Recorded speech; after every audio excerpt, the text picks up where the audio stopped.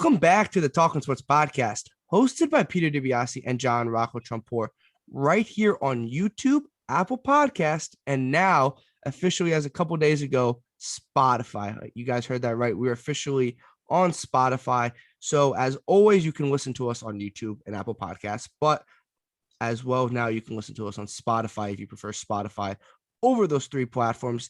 And by this episode, you can kind of see by the thumbnail, by the title, and who we have on. We're breaking down the college football realignment, USC and UCLA going to the Big Ten. Obviously, last year, Oklahoma and Texas officially moving to the SEC in a couple of years, and everything that is going on with college football. So we're breaking that down, and it's perfect to do with the former USC football player, Chris Caulk. Chris, welcome back to the show. It's been 10 months, man. I know it's been a good. I'm really excited to be back on. We appreciate you coming on. But JR, before we kind of break down into the college football debate, where can everyone find us on social media? Yeah, guys, you can follow us on Instagram and Twitter at Talking Sports PD.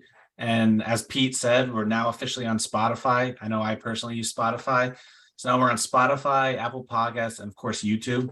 So yeah, follow us on Instagram and Twitter on Talking Sports PD. We got the football season coming out.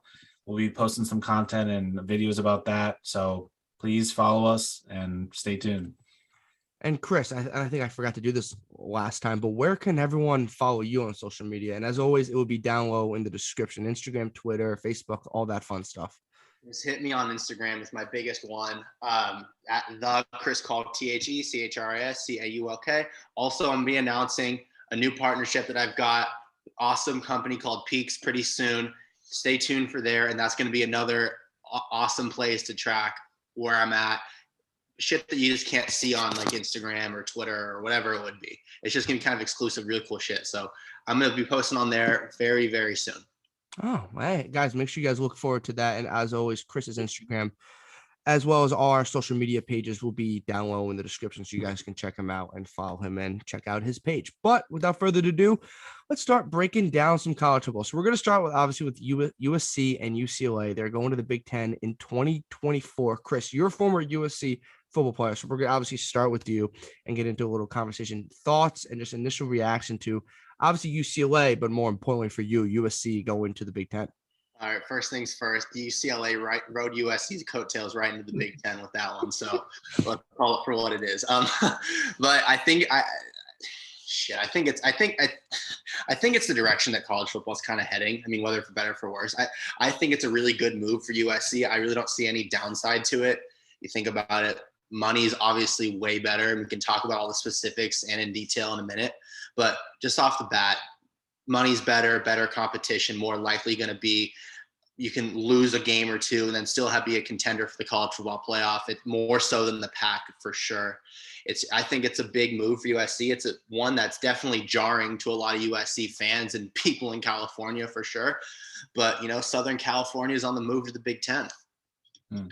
Yeah, and the biggest thing, like you said, the money thing, like the third, I forgot the exact number, but the amount of money USC and UCLA have been making going to the Big Ten is absurd. They were making roughly like $30 million a year in the Pac-12, and that's just obviously it's a ton of money, but compared to the Big Ten, it's nothing. And there was a report that came out that UCLA was going to have to cut like other sports programs if they weren't going to move to the Big Ten. So this obviously is a money thing. It's the TV deal, which is obviously always couchable. But like, JR, your thoughts like on the geographical thing, like USC and UCLA playing in the same conference as Michigan and Ohio State. But the biggest thing is they're going to Rutgers for a game. Rutgers is going to USC for a game. They're playing Maryland. Maryland's going to all across the country. USC is trying to cross the country. So JR, what are your thoughts on just a geographical situation there? Yeah, I mean, I think travel is going to get them a lot. And also like the time change, going all the way from the West Coast to the East Coast to play games during the season. It could affect them negatively, definitely. And then my big thing is I feel like they got to change these conferences names. Like the Big Ten's got 16 teams after this. Yeah. The Pac-12's got like 9 teams. Like Big 12. I mean, start changing these like conference team names. It makes no sense to me. I agree. I agree. One thing that I definitely think is, how do I put it? Like the Big Ten, I think USC's got you just hit on the travel thing. Like all those teams are relatively within the same like geographical area. USC's, and they only have to travel basically to Southern California basically once a year, maybe twice a year. All those other teams, USC and UCLA have got to travel for every one of their games at minimum to Nebraska. Yeah. That's Yeah. Right? That's wild. It screws the USC and UCLA in the sense of the travel more than It's not like USC fans really traveled though.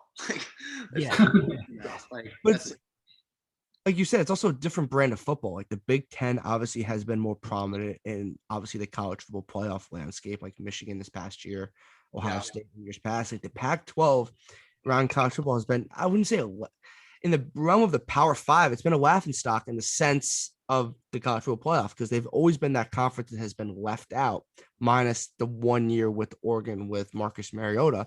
They've been Washington was the first year too. Oh, you're right, Washington as well, but they've been vastly left out, and Marcus Mariota hasn't been in college for years.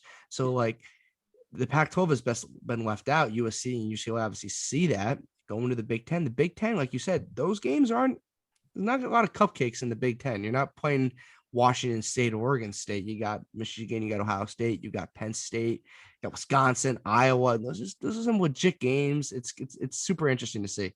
Every one of those teams can be competitive too. I mean, my last game as a Trojan was actually against Iowa in the Holiday Bowl.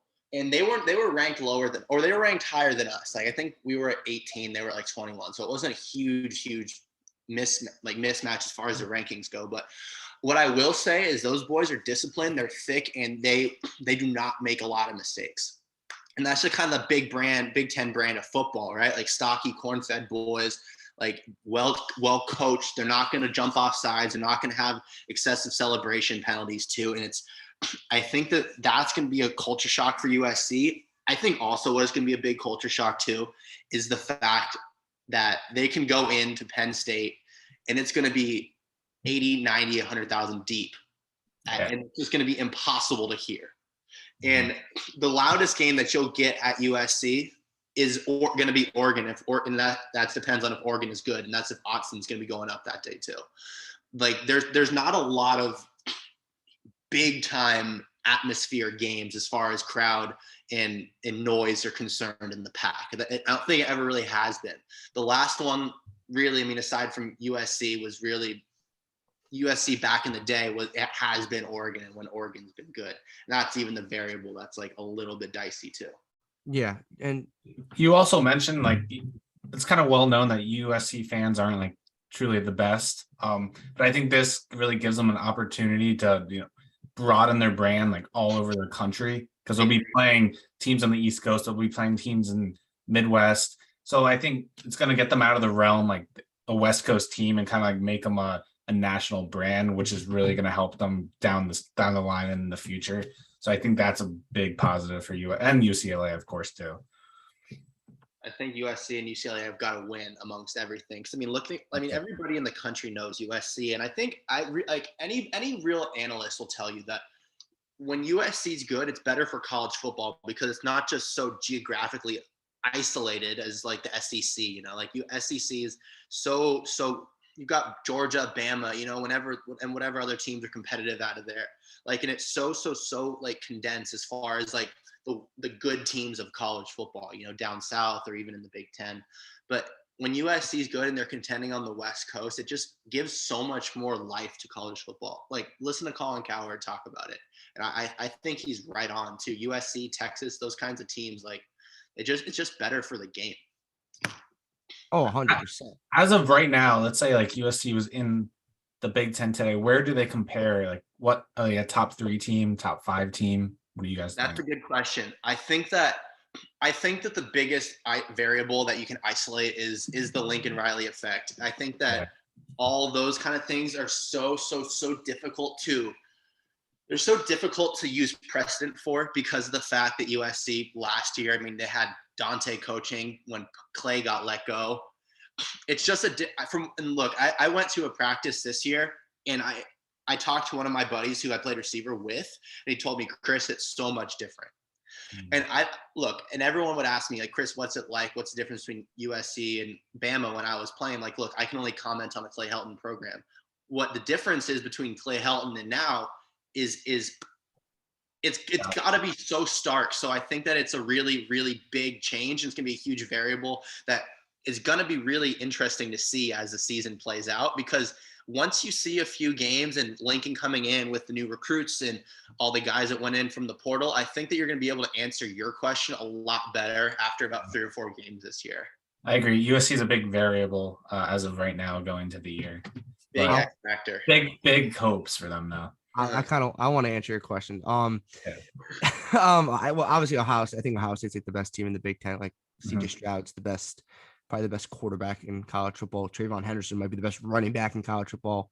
I'm blanking on the receiver's name. Jackson Smith, Enigma or something. Yeah, I get his last name. He absolutely went absurd in the Rose Bowl against Utah. But after Ohio State, which is very cool about the Big Ten, there's a lot of continuity, but there's a lot of like tier 2 team in the Big Ten after, because Ohio State's a differently loaded team with the talent. They recruit like a Georgia and an Alabama does. Yeah. And then you have the Michigan States, the Michigan, the Penn State, the Wisconsins, who every year have freaking quarterback issues, because they always have quarterback issues. They can never find a legit quarterback. Iowa's always hit or miss because they're not super talented. They're very tough and they're disciplined. They'll go 8-4, 9-3. But USC will be the second most, as soon as they walk in to the Big Ten in 2024, they'll be the second most talented team in the Big Ten. Yeah. I agree with that. There'll be, because Ohio State, they're very similar in the recruiting sense of Ohio State, but obviously I'll just give the nod to Ohio State because they've been proven on the field. Ryan Day but Lincoln Riley, and Lincoln Riley's been a great coach at Oklahoma, and he's bringing in a different scheme on offense. For this year, Caleb Williams is an absolute stud. Like, he's one of the best college football quarterbacks in college football. Jordan Addison from Pittsburgh, him or Jackson Smith might be the two of the best receivers in college. Like, Jordan Addison's an absolute animal on the outside. He's a Blindikoff Award winner. So, like, he's the best receiver in college football. So USC is going to be right up there with everyone. It's obviously will be, if they join the Big Ten tomorrow, it'd be a little adjustment period. But by the time 2024 rolls around, Lincoln Riley should, if he doesn't have this program going in the right direction, then Lincoln Riley might not have a job at USC, because USC is very particular. But I'm assuming Lincoln Riley will have USC in the right direction in 2024. It might not be this year. They might not be 11-1 this year or 12-0, but they should be in the Pac-12 9-3. If they're not better than 9-3, that'd be disappointing for USC. They haven't got it to 9-3. They're not better than like 10-2. It should be 10-2. USC's defense is a little. They scare me a little, but like Caleb, like I think USC's had some good quarterbacks, and you played with some solid quarterbacks. Like, who are the quarterbacks you played with? You played with. I was with JT for one. JT. Okay. Daniel. He's at West Virginia now. Yeah. Yeah. I think. Look, I was with Keaton too my last year. He's at Pitt, right? He's at Pitt now. Yeah. I think JT was, and look, this might be unpopular amongst like USC people now, but like, let me put it this way. When I was getting interviewed by you guys in October of last year, I'd be fucking excommunicated if I had said this. I think JT is way better than Keaton. I think he's always been better than Keaton. I always have. He throws a much better ball than Keaton too. So but like those are we're talking quarterbacks. I think JT's unbelievably. I think JT Daniels would have, if he didn't get injured last year, would have been the quarterback for Georgia. But like both quarterbacks, JT and Kendon, are not on USC anymore. One's on Pitt. Oh, I know. It's funny how that works, though. And then JT, I know, it's crazy. The transfer portal was wild. And then JT was at obviously Georgia last year, but now he's battling for the starting job at West Virginia. I'm assuming he'll win the job, but I wanted to go before you finish, Graham Harrell, I think he's the offensive coordinator at West Virginia, and he was the offensive coordinator at USC when I was there too, when JT actually transferred out. Was Graham Harrell the quarterback from Texas Tech? Was he he has a record or something, right? What does he have?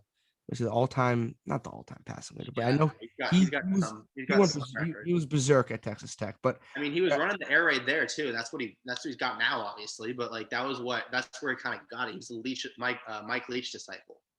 Oh, okay, yeah. And then obviously Texas Tech had Cliff Kingsbury, who ran the air raid offense, and obviously have Lincoln Riley. But no, Jay, I was going to ask you this: USC, Ohio State on a Saturday night, either at USC or in the Horseshoe, like that is why the Big Ten wants this to happen. All right, that's a prime time area. That's going to get so many views, and that's going to be an insane game. Yeah. But I also wanted to talk about, we're talking about the Big Ten a lot. Where does this move leave like the Pac-12? Because they're getting diminished right now. They got 9 teams left. Yeah, and Oregon and Washington are probably looking on their way out, but they're probably going to stay. But there's been rumors about them leaving. They want out. They really want out. They want out so badly. And then I think Arizona State, Colorado, Utah, and Arizona, the Big 12 is really trying to push to get those 4. So, I mean, that's just going to – Pac-12 might not even be a thing in 10 years, Oh, yeah. College football's in shambles. Like, in the sense – not in shambles, in the sense of the conference. Like, Pac-12 is done. In my opinion, the Pac-12 in 3 years, by 2025, we'll say it could be even closer by 2025, but obviously their TV deals don't run out until a certain time. But the Pac-12 there's no way Oregon and Washington want to stay, even if they add 3 other teams to get back, or a couple other teams to get back to the amount of teams they have. Who would they add? That's the thing. They're not adding USC, UCLA. Nobody's leaving. Big 12 already got BYU, Cincinnati, Houston, and UCF to replace Oklahoma and Texas. I think those are under the radar. But the Big 12 actually pivoted very well. They did. I was looking at their additions. They pivoted very. The only team that comes to mind that would fit the Pac-12 mold in the sense of geographically, which at this point nobody cares about anymore, would be the Boise State, maybe somebody in that sense, San Diego State. I'm thinking of Midwest teams, Fresno, like that. No, Oregon wants nothing to do with that. Neither does Washington.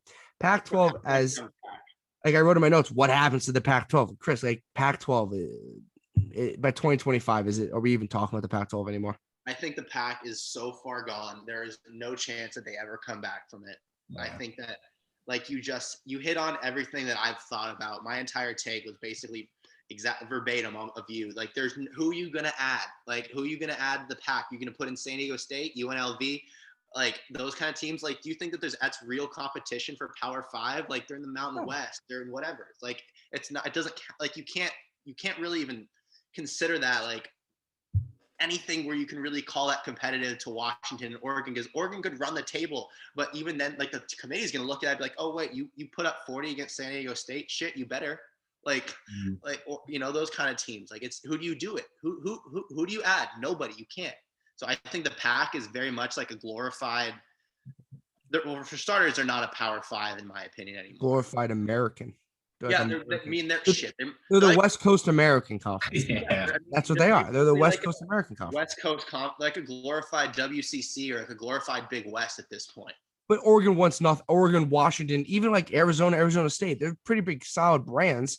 Obviously, Oregon and Washington are different levels, and Oregon's one of the biggest brands of college football. They want nothing to do with this kind of conference, and they're out. In my opinion, they're out. No, they're headed out. I know that for sure. I mean, I think that they personally, if I had to venture a guess as to how it all happened, I think Oregon and Washington were probably one of the first to the table as far as the move. I just think Oregon probably bid too high, but then that's just kind of how they are. But then USC and UCLA just walked right in. It's we'll take that.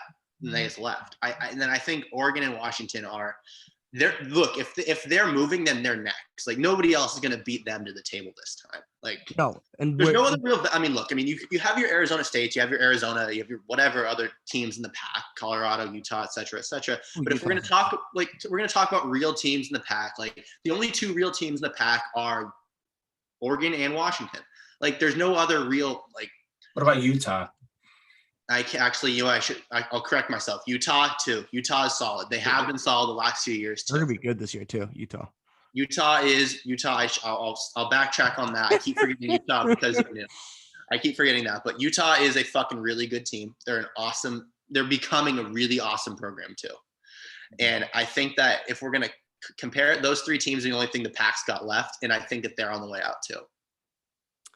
Yeah, it makes sense. And it's where do they go? So with that being said, let's pivot from the USC, UCLA, and the Pac-12 talk. Oklahoma, Texas. I know this was about a year ago, but it has effect into college football because it affects the ACC is the SEC. So it's Oklahoma and Texas to the SEC in 2024. Mm-hmm. Obviously, they're leaving the Big 12. Big 12, like I said, pivoted with BYU, Cincinnati, Houston, UCF, and credit to the Big 12. They pivoted very well in the sense of teams that they could add at that moment. But Chris, we'll start with you. Oklahoma and Texas to the SEC in 2024. what is the SEC landscape like that, all that stuff, because SEC commissioner came out and says he doesn't want to expand anymore after Oklahoma and Texas, which in my opinion is a good thing for college football, actually. I agree. I think that if you look at the haves and the have-nots of the SEC, it's fairly striking how different they are. Because I mean, you have the guys like the Bamas, right? Like you have the top 5 teams, top 5 teams in the country, right? Like Bama is always really good, Georgia, et cetera, et cetera. Then you've got Missouri, and then Vanderbilt at the very bottom. Like, and Vanderbilt sometimes doesn't, like, they win one game. Like, I think that throwing in teams like the Texas, Oklahoma, I think that creates a more competitive landscape in the SEC between the top and then like the mid tier. If we're going to call Alabama A plus, we're going to call Texas and Oklahoma A minus or B plus. That, like, and any given Sunday too. I think it makes it a lot more competitive and a lot stronger conference too. At least it makes up for a lot of the dead weight of the Vanderbilts and such. Yeah, and I think that, like Pete said, the Big Ten's built, like, they got, Ohio State, a couple top tier teams, and they have like a lot of really good teams. And I think SEC is just built different, where they have really good teams at the top, probably better than the Big Ten. And they got like teams that, like you said, Vanderbilt, like Missouri, who, aren't good at all. And I was wondering if you guys think, like, because Pete, you said the SEC commissioner said he's not going to add any more teams. He doesn't want to at this point. Yeah. Yeah, but I feel like, what if he gets pinned in the position where, let's say, the Big Ten adds a couple more? Do you think they could? I feel like he'd be pinned in the position to add more teams and maybe do like 20. Like the Big Ten gets 20, SEC gets 20, and I have a feeling like it's going to end up being 3 major conferences. The Big 12 is going to add some more teams, and like those are the 3 like football conferences. I feel like that's the route we're trending towards. I see the 3 teams. I see this. I understand what I'm saying. Like it'll take some of the ACCs, like Clemson. That's what I don't want. I'm an ACC guy. I'm a Virginia Tech football fan. Like, so that's my conference. I think it's just going to start dividing by but I think the good thing with the SEC saying they want 16 teams is that, one, they'll stop, right? And I think the Big Ten might not have to pivot anymore, right? So the problem is, what the heck do you do with the Pac-12? Like, that's the stupid, annoying thing, right? Like, if the Pac-12 like just didn't exist, like if you just didn't think of the Pac-12 and you had 4 conferences, right? The Big 12, the SEC, the ACC, and the Big 10, I think I would be fine how they're lined up with Oklahoma and Texas and then USC and UCLA. I'm totally fine with that and how that would line up. And I think most people would. But then you have the Pac-12 thing, like, who wants to add more teams? You also have the annoying thing with Notre Dame. They're an independent team, even though they play somewhat of an ACC schedule. They don't fit into the ACC conference championship race. It's just wild how that all works. But the biggest thing, like, I just kind of like how obviously my thing is, I think the Big 12's watching this and they're going to add more teams. I think if you look at them now, they're hungry for. I think they add Oregon and Washington and Utah. I think those are the teams that, and maybe Oregon goes to the Big 10. I'm hoping the SEC stays and the ACC stays, and then like the Pac-12 teams kind of funnel into the Big 10 and the Big 12. Yeah, I think that's fine. But because the problem is, this is where I think, Chris, you can allude to this, or I kind of talk about this. If the ACC breaks up a little, like right down here, like I had like Clemson, Miami, North Carolina, Virginia Tech, Virginia, all those teams kind of shoot towards different conferences, then it becomes more of a crapshoot, because then you have 2 sitting duck conferences in the sense of the Pac-12 and the ACC. Mm-hmm. You're right. Chris, before you go, I just want, like, when you said like UNC and those teams, Duke and UNC, I feel like are never going to split up. Like, that's the wild thing. UNC goes, Duke's going to go. But I think the Big Ten doesn't give a flying, what they want who they want, and there's certain teams that they fit their. I think that's something you can't break up. That's why the SEC staying at 16 teams is wild, because if the SEC came out and says we want to add more teams like right now, then the ACC would be gone. That's why I think we haven't seen a lot of movement right now since the USC and UCLA stuff. Do you think that inevitably teams like Maryland or Rutgers, they end up going to the ACC? Oh, that's not a bad. I can see Rutgers definitely. Does a Maryland and a Rutgers go to the ACC, and the Oregon like slides into their spot? In the Big I can see that. That'd have to be the trade-off. I mean, if we're talking, I mean, what's the Big Ten at right now? 14. Yes. With USC and UCLA, they have 16. Okay, so I mean, you're at the number. If Oregon and Washington, let's just say they did, or some variation of Oregon and Utah, if those teams were to slide in 2 teams would have to go out. Let's just say if they want to stay with the 16 teams like SEC is. I mean, who would be the 2? I mean, they're not going to. Maryland makes sense. They used to be in the ACC. And Rutgers makes sense too. I mean, they're in the Rutgers used to be on the Atlantic coast. Rutgers was in the Big East with like Virginia Tech and Miami before, and then you have Maryland, who was in the ACC not that long ago. Like, so that would make total sense if Maryland went back. There's not a lot of other teams that I think would move. Like Penn State would make sense, but they're not going to move like they're saying in the Big Ten. They're not going anywhere. I can't really think of anything, but like I want everything to. I also heard like Kirk Herbstreit, who ESPN, obviously, if you're a college football fan, you know that he said by 2030 there's just going to be 2 conferences. 50 teams, 25 and 25. And then those 50 teams will get the TV deals. And then after that, like NFL. It's going to be regional. It's wild how this all works out. But like I said, I think the SEC staying at 16 teams kind of puts a pin in it for a little while, because if that like the SEC controls a lot, right? They're the power conference. Like they're the number 1 conference, they're the biggest conference in college football. If they said, oh, you know what, I want 20 teams, people will be fighting for it. ACC teams, Oregon, Washington, Utah, all those teams would be fighting for it. But because they stopped expanding, maybe the Big Ten stops, but then you leave the Pac-12 just dangling in the West Coast.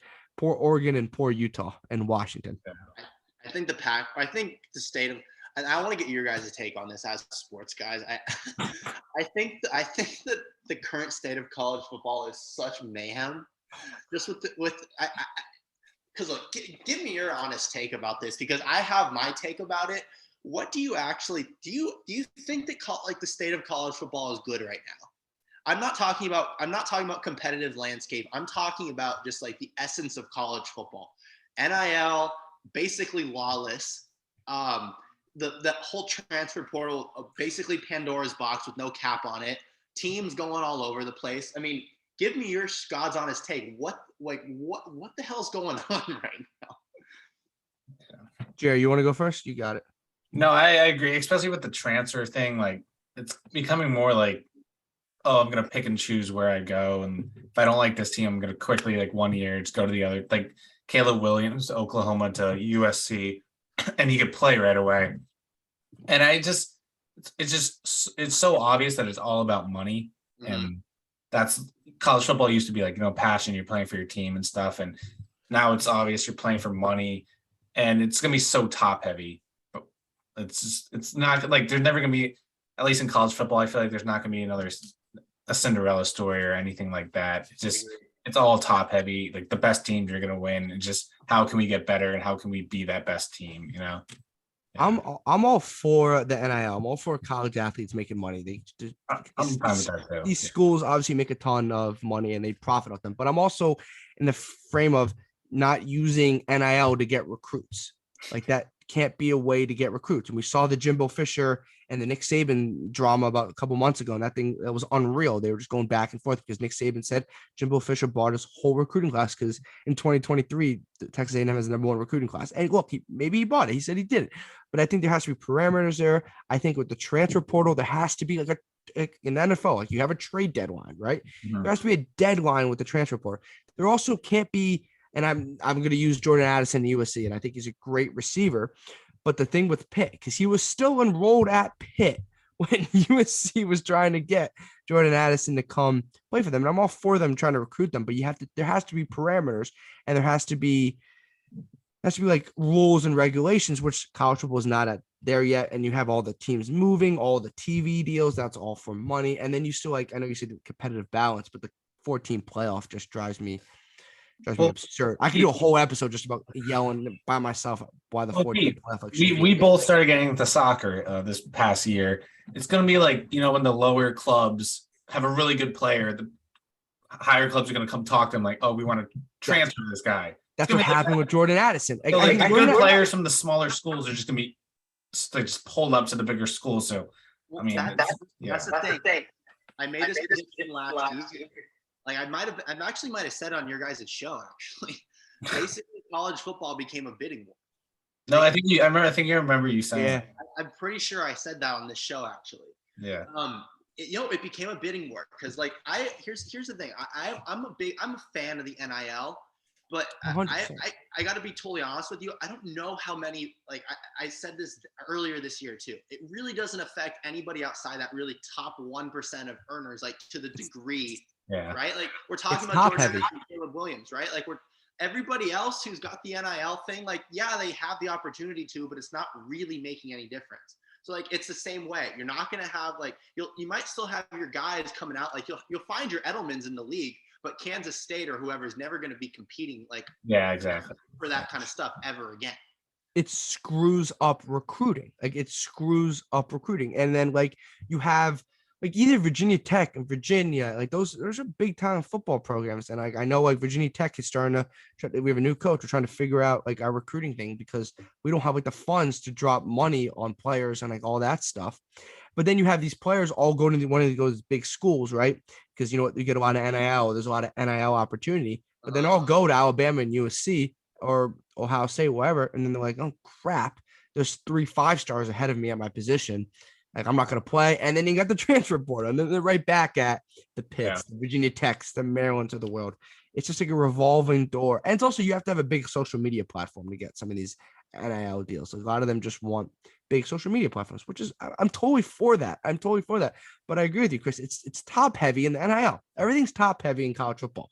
The conferences are top heavy. The playoff is top heavy. The competitiveness is top heavy. The NIL is top heavy. Everything's top heavy. Like the middle guys get absolutely just screwed over because like you have Virginia Tech in your conference, like Clemson and Miami are huge brands, especially in Miami. It's so much easier to get recruits at those type of schools than like the Dukes, the UNCs, or even like the Rutgers and Marylands of the world. Enter Sandman only gets you so far with recruits. That is true. Enter Sandman only gets us. Yeah, we started whipping out a private jet this past year. People started. I think that entrance is coming from someone who's ran out of the tunnel at USC and felt that adrenaline. Just seeing that Enter Sandman. Oh my gosh, that is the most intense thing I've ever seen. I've been there once.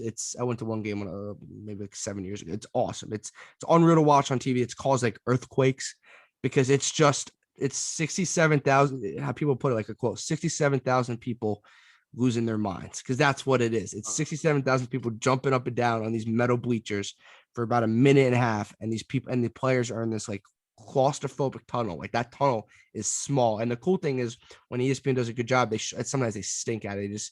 They don't do a good job, but like they walk from the practice facility, and the whole stadium's clapping, and the whole team's walking on like the sidewalk from the practice facility, and then they go into the tunnel, and they're like on top of each other in the tunnel, and the music starts playing, and it's just electric. And then we lose, but like it's electric. It's cool. We get like 2 minutes of fun, and then we get blown out by Notre Dame. But hopefully, Virginia Tech program is back in the right direction under like it was under Frank Beamer. Yeah. But also talking about Notre Dame, do you think they're going to end up anywhere? Oh my God. I think Notre Dame is so self-righteous that they don't feel like they need to go anywhere. I feel like they're going to be forced in like having to go somewhere if they're. I think you're right. Just they because should they have be no other choice, but I don't think that's going to be an easy thing for them. Yeah. And they also think they can go to any conference. Like any conference will get on their knees and pray to them just get on their knees and just do anything to get Notre Dame to come, because Notre Dame's like the biggest. Yeah, they're one of the biggest brands in college football. But also, like you said, like Notre Dame has proven that they made the playoff without being in a conference. Like if that wasn't, I know that they got killed twice in the playoff. They got killed, but they've been able to get into the playoff. So if they weren't able to ever get into the college football playoff as the 4 teams are constructed, then I think they would be in the conference right now. But I think with these moves, the committee's just going to favor it's Big Ten and SEC. Notre Dame Big Ten. Like that's the only logical. They're not going to SEC. Like they're not the academics just don't really fit up with the SEC. Like it would have to be Big Ten. Big Ten's very prestigious. Sometimes how they do, like in a USC and UCLA are very good schools, obviously. I mean, Penn State's also not a bad school. I think they've got a really good med program. I mean, I mean, like SEC is a little different in how they structure their academic landscape as the Big Ten is. And no disrespect to anybody that goes to an SEC school. No disrespect, obviously, the great colleges. But like Big Ten, you have like Northwestern, huge academic. Michigan's a great academic. You throw Notre Dame in, and obviously you have USC and UCLA. Like they want a little prestigious. That's why they want like North Carolina, because North Carolina is a very good school. So is Virginia. But should that really matter? Who gives a damn? It's football. We're talking about football here. Like, I don't really care about the academics at said school to other said school. So, no, but Jay, like the Notre Dame thing is wow, because I would love to see Notre Dame in the Big Ten have to play you. Like obviously they play USC, but like Notre Dame versus Ohio. Like they play each other this year, but every year Notre Dame, Michigan, Notre Dame, Ohio State, Notre Dame, Penn State. Like it's just the matchups, just which is Like one of the every cool things weekend you about have that. a sick game kind of That's also why USC going to the Big Ten is awesome because outside of maybe like 2 or 3 games, 9 out of the 10 games, there's going to be obviously it's going to be a packed house. It's also going to be just national games. Not and you also maybe not have to play at like 10:30 Pac-12 after dark against Washington State, and then nobody's going to watch. Right out of my mouth. You took the words right out of my mouth. I swear, bro. Half of my games at USC were Pac-12 after dark. Oh, you don't love the Pac-12. It's cool, like when you're doing nothing, but like terrible. I hated Pac-12 after dark. After you warmed up and like obviously scout team All-American like myself. I would you'd get real. The Coliseum gets really, really cold at like 9:30, 10 o'clock. And then you're sitting there, your hamstrings are all stiff. And it's like, you're playing Arizona State. Like nobody's watching the game. Like all the East Coast people are asleep by the time the third quarter's on. Like it's just the Pac-12 after dark is just not a good situation. Well, that's why the TV deal was so small. Yeah. In the sense of $30 million being small, but in the sense of college football, it's small. Comparatively, it's small. Let's call it what it is. I mean, I think that USC will be making like 70 or 80 in the big. They over doubled it. Like they almost like. I think that they're at 2.5. I think they're at 2.5 or 3 times. So I think I think it's such a no-brainer in that regard. But like, think about it. USC is part of Big Noon now. Like they're going to be playing Michigan at the Big House on Big Noon kickoff. Like. That's gonna be something you're gonna tune into. That's good. That's good for USC. It's great for the sport. I think it's great for the conference too. Yeah, it's just the whole geographical thing just messes with your brain a little if you think about it. And also when people are I saw like on Twitter, some of my friends ask me like, it's like, what do you think of college football next? Like, how do can you predict like what happens next? In my opinion, like you just got to let it play out because if you go through every conference and every team and play out like, oh, they should go here and here, your brain will start hurting. Because like, there's so many different variables when it comes to the Pac-12, the ACC, the Big. Like, there's so many different teams that can go so many different places. Eventually, it's going to work itself out. You might not like how it works itself out. You might hate it, and I might hate it, and Jeremy might hate it, and Chris, you might hate it. But it's going to work itself out. When it's going to become normalized. Exactly. Like, Virginia Tech used to be in the Big East. Texas A&M used to be in the Big 12. Nebraska used to be in the Big 12. Nebraska and A&M should still be in the Big 12. Missouri was in the Big 12, but we're so used to them being in the SEC and the Big 10 that nobody bats an eye anymore. So eventually you get used to USC and UCLA in 2028, when after 7 years, or actually 6 years, we'll be all used to it. Mm-hmm. And I think eventually they'll change the names of them.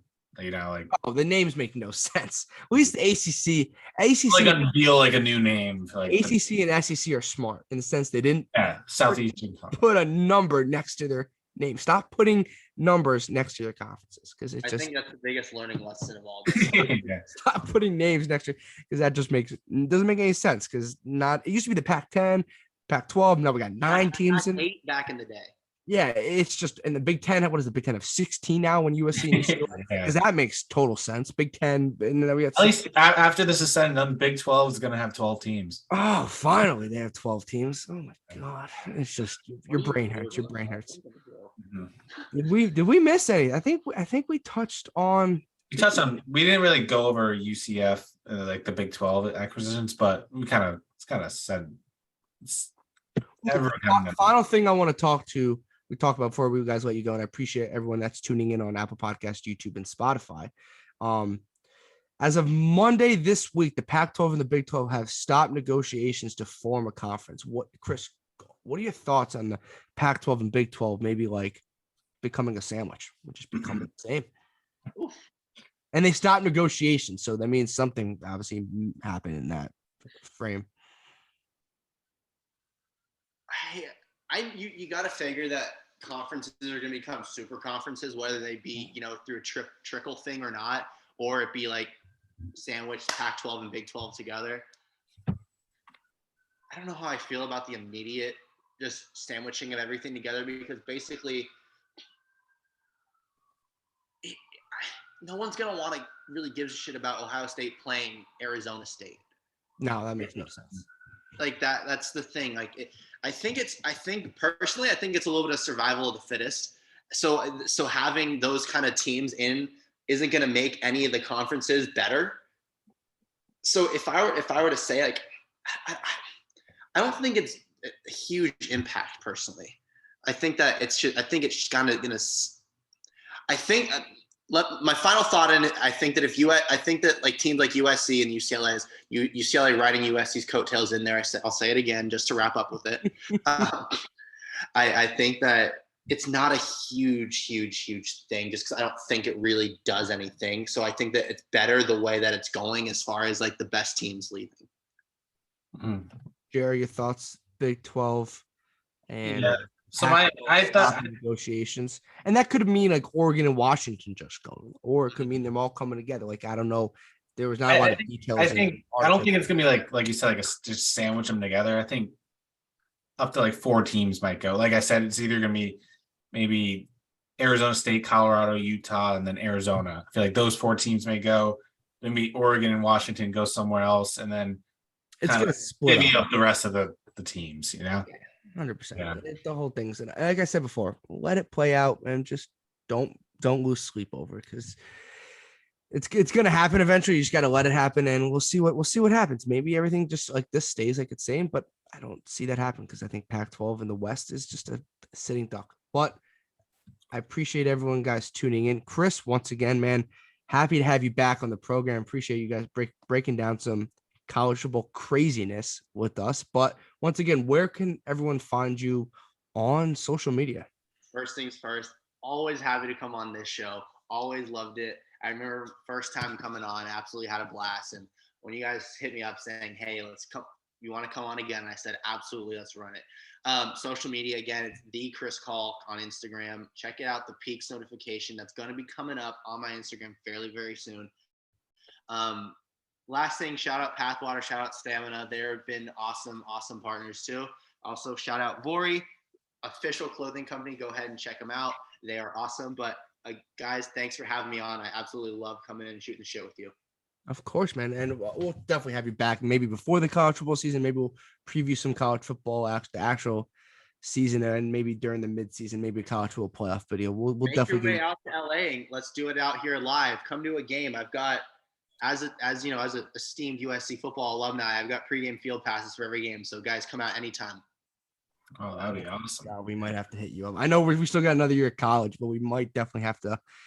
Oh, that would be something. That would be something. But yeah, JR. Anytime, let me know. Appreciate it, Chris. Appreciate it. It's always a blast. But JR, where can everyone find our social media pages, Instagram, Twitter, all that fun stuff? Yeah, guys, at Talking Sports PD on Instagram and Twitter. Hopefully you're watching this listening to this on Spotify right now, because we're on Spotify, Apple Podcasts. Of course, you're watching us on YouTube. So yeah, please follow us on Instagram and Twitter at Talking Sports PD. And yeah, thank you so much, Chris. We really love having you on the show, so I appreciate it. And yeah, hit him a follow too. Yeah, guys, hit him up a follow. Follow us on all social media platforms. We'll be back about a week or two. We'll be breaking down some Premier League. We'll break down the start of the Premier League. We'll give you our preview. So we're going everywhere. We did the Champions League episode. We'll do Premier League. We did a Masters episode. We were both right on the Champions League too. You guys had me in the wrong episode. You're a soccer guy? Oh gosh, I love Manchester City. We might have, when we sign off, we might have to talk a little Premier League for a couple minutes. But guys, as always, this is the Talking Sports podcast on YouTube, Apple Podcasts, and Spotify. Appreciate everyone tuning in. Appreciate Chris, former USC football player, coming on and talking some college football. We'll be back in a couple of weeks, guys. Follow us on social media. But once again, this was the Talking Sports podcast hosted by Peter DiBiasi and John Rocco Trumpbour. Hopefully you enjoy the episode and enjoy the rest of your week. Thank you, guys.